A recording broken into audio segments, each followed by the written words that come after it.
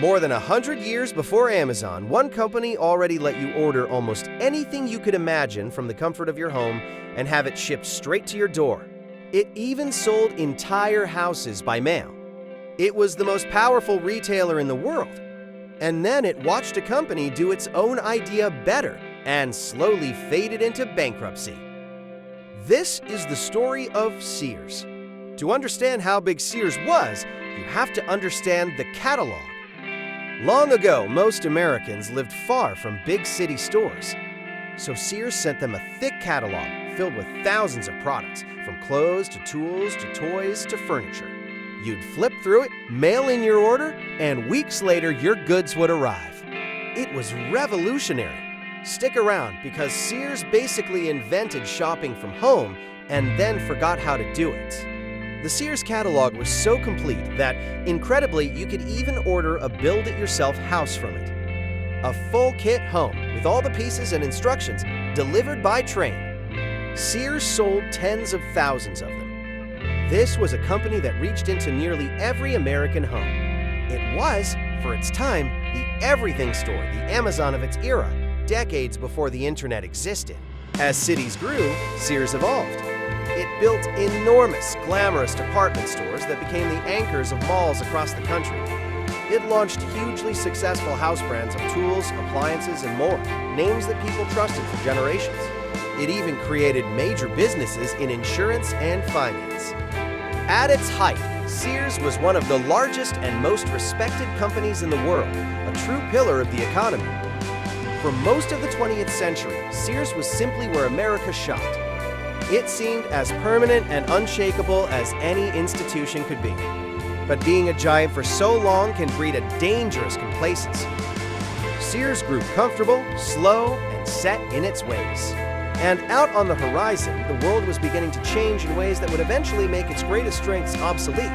The first threat came from nimble discount retailers, stores that focused relentlessly on low prices and efficiency. They chipped away at Sears' business, offering everyday goods cheaper and faster. Sears, weighed down by its huge aging department stores and its old ways of doing things, struggled to respond. Its stores started to feel dated. Its prices weren't the lowest. It was losing its edge, slowly but surely. And then came the truly historic irony. The internet arrived, and with it, online shopping. A company called Amazon began letting people order almost anything from home and have it shipped to their door. Which was, of course, exactly what Sears had pioneered with its catalog a century earlier. Sears had literally invented the concept. But now a new company was doing it digitally, and Sears completely failed to lead the revolution it had started. Think about how tragic that is. Sears had a century of experience shipping goods to people's homes. It had the brand, the logistics, knowledge, the customer trust. It should have been the natural leader of online shopping. Instead, it clung to its declining physical stores and treated the internet as a sideshow. It let Amazon and others build the future of the very idea Sears had created. It slept through its own second chance. Then the story takes a darker turn. In the 2000s, Sears merged with another struggling retailer, Kmart, under the control of a hedge fund manager. He promised to turn the combined company around, but under his leadership, many argue, the focus shifted away from actually improving the stores and the shopping experience and toward financial maneuvers, cost-cutting, and managing the company's assets. Instead of investing to compete with Amazon, the company reportedly starved its stores of money. Shoppers walked into Sears locations that felt neglected, poorly stocked, and dreary, with broken displays and empty shelves. Each disappointing visit pushed more customers away, toward cleaner rivals, and toward the endless, convenient shelves of the internet. The stores that had once been magical had become depressing. Critics pointed to another troubling pattern. Sears owned enormously valuable real estate and famous beloved brands. Over the years, valuable pieces were sold off or spun out.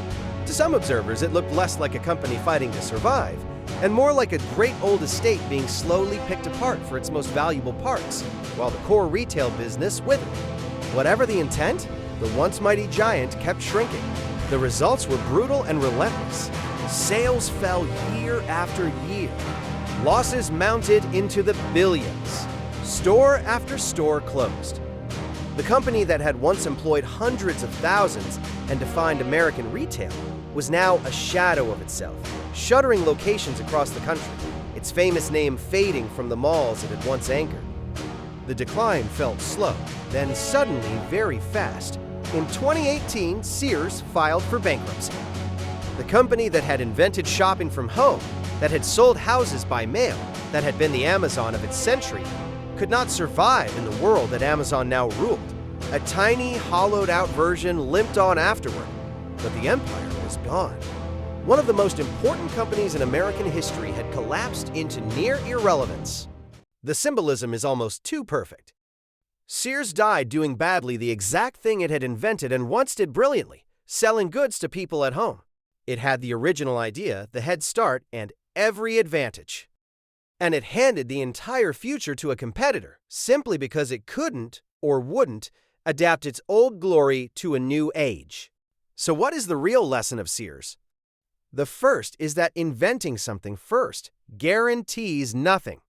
Sears pioneered home shopping and then failed to lead it into the digital age. Being the originator means nothing if you grow too comfortable to evolve. The world doesn't care who was first. It rewards whoever serves customers best, right now, today. The deeper lesson is a warning about focus and neglect.